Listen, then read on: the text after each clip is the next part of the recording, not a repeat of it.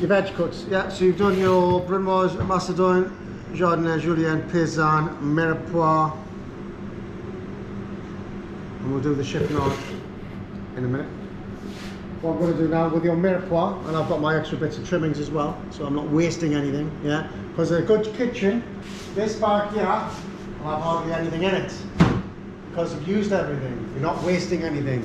Because basically you buy something in bulk, and after it goes in the bin, you're just putting money straight in the bin. You know what I mean? That's profit. Without that discipline, you're never going to make money.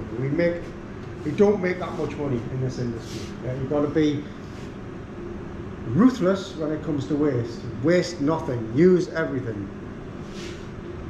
This restaurant's based on purely on waste now, isn't it? Well, yeah, it's for I mean, at the end of the day, there's people buying stuff or getting stuff off the place like supermarkets that can't sell it because there's nothing, even though there's nothing wrong with it, but it's a sell-by date and all the rest of it. But yeah, but in the kitchen, box clever, utilise everything. You know, save your little bits of this, little bits of that, build it up, put it in the freezer. Then we'll get it out and make something out of it as an extra, as a special. You sell it, you're making profit because you work your GP out of the main product. The trimmings are an extra that you're going to make profit out of. Right, so what we're going to do, veg stock, we're going to do basic veg stock. This is the structure of all stocks. So basically, it's going to be a Mirepoix of your aromatic vegetables, and then depending on what you're doing, is depending on what goes in it, yeah? If I was making a brown chicken stock, these would go in to my heavy base pan with a little oil in, and I would caramelise down in colour. Not burn, but colour nicely. Yeah, nice brown on them, and then you're going to add your liquid, possibly alcohol if you want, to it. For a bit of flavour, but that's the key. I'm going to do a white stock, so I'm not going to colour. I'm going to just sweat. You know what I mean by sweating of the vegetables? Make it translucent. Yes, you're right in a way, but it could be you're softening them, sweating them. Basically, you're doing exactly what it's telling you to do. You're getting rid of the excess moisture. You're breaking down the cells of the vegetable. Get rid of that excess moisture and bringing out the natural sugars, the natural sweeteners in there. Because all vegetables have got a sweetness to them. And it's like, I can put that, yeah, happy days, I'm busy, I'll hold my water in there now for a veg stock. It'll have a different flavour as to if I'd sweated or took a little bit of time to sweat your veg off. So now all you need to do, let's say, I've got a little oil in there, I'm going to control the heat, so it's not bang in the middle, it's going to catch. I want a white stock, so no colour, just going to sweat that down. Get rid of excess moisture, break through the cells and start getting that natural sweetness coming through.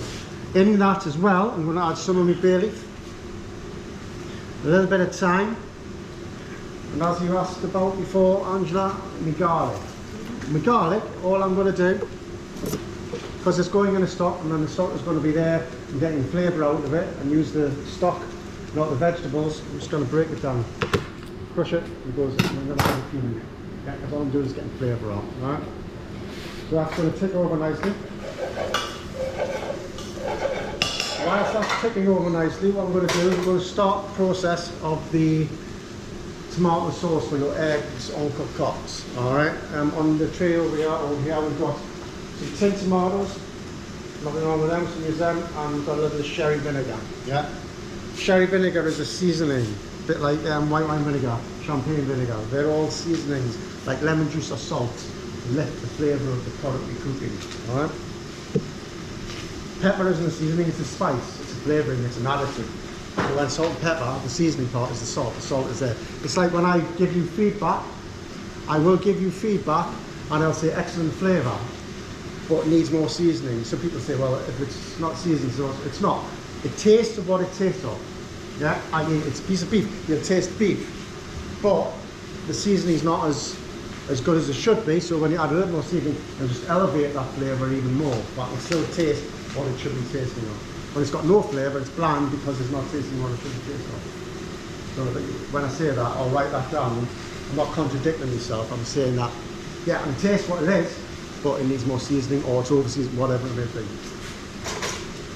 So let's do that down, put it over, gently setting that down. So for me, tomato sauce, a simple tomato sauce, no major difficulty in it. I just want a nice, intensely flavoured tomato sauce to go on the bottom of my dish before my egg goes in it. So when they break through that and taste the egg and the tomato together, you're going to get a nice flavour going on. So The same process as your